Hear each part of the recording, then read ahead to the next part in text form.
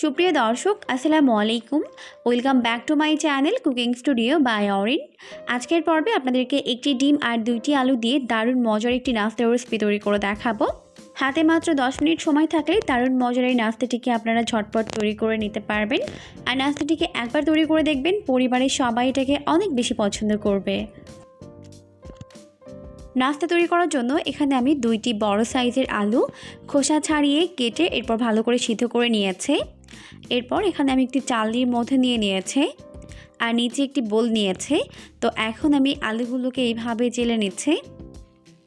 আর এইভাবে চেলে নেওয়ার কারণ হচ্ছে এতে করে আলুর মধ্যে আর কোনো লাম্পস থাকবে না। কারণ পটেটো ম্যাশার দিয়ে বা যে কোনো কিছু দিয়ে ম্যাশ করলেই দেখা যায় আলুর মধ্যে অনেকটা লাম্পস থেকে যায়। তো ওটা থাকার কারণে কিন্তু ভাজার সময় নাস্তাগুলো ফেটে বের হয়ে যায়। এই জন্য কিন্তু এইভাবে চেলে নেওয়া। তো এখন সবগুলো আলু চেলে নেওয়া হয়ে গেছে। আর এইভাবে চেলে নিলে আলুর মধ্যে আর কোনো লাম্পস থাকবে না। এরপর এখন আমি এর মধ্যে এক এক করে বাকি উপকরণগুলোকে অ্যাড করে দিব।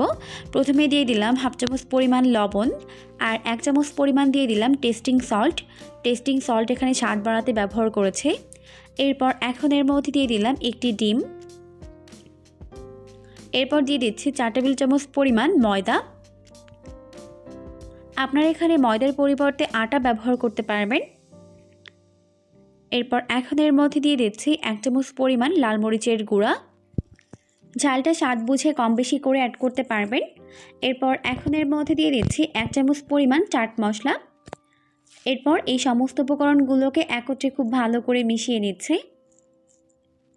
আর এখানে আপনাদের ময়দা কম বেশি লাগতে পারে, কারণ অনেক আলুতে কিন্তু অনেকটা পানি থাকে। তো সেক্ষেত্রে কিন্তু ময়দার পরিমাপ এখানে বেশি লাগতে পারে। আমার এখানে আরও 2 টেবিল চামচ পরিমাণ ময়দা লেগেছে।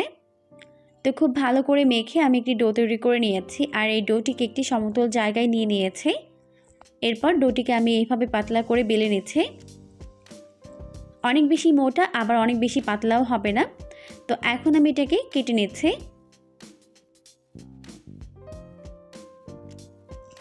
আর এইভাবে অসমান অংশগুলোকে কেটে বাদ দিয়ে দিতে হবে। তো লম্বালম্বি কেটে নেওয়া হয়ে গেলে এখন আমি এটাকে এইভাবে স্লাইস করে নিচ্ছি।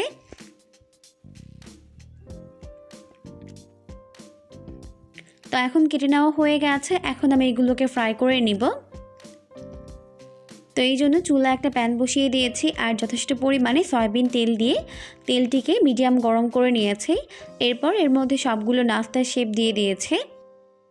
এখন নাস্তাগুলোকে উল্টে পাল্টে 2 পাশ গোল্ডেন ব্রাউন করে ফ্রাই করে নিব। আর অবশ্যই নাস্তাগুলোকে মিডিয়াম আঁচেই ভাজতে হবে, এতে করে ভেতরে এবং বাইরে খুব ভালো মতো কুকড হতে পারবে। তো উল্টে পাল্টে নাস্তাগুলোকে আমি এরকম গোল্ডেন ব্রাউন করে ফ্রাই করে নিয়েছি। তো এখন ফ্রাই করে নেওয়া হয়ে গেছে। এখন আমি এইগুলোকে তেল ছড়িয়ে তেল থেকে উঠিয়ে নিচ্ছি।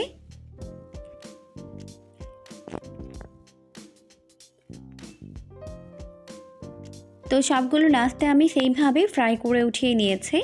আর আমি এগুলোকে টমেটো সস দিয়ে সার্ভ করে নিয়েছি।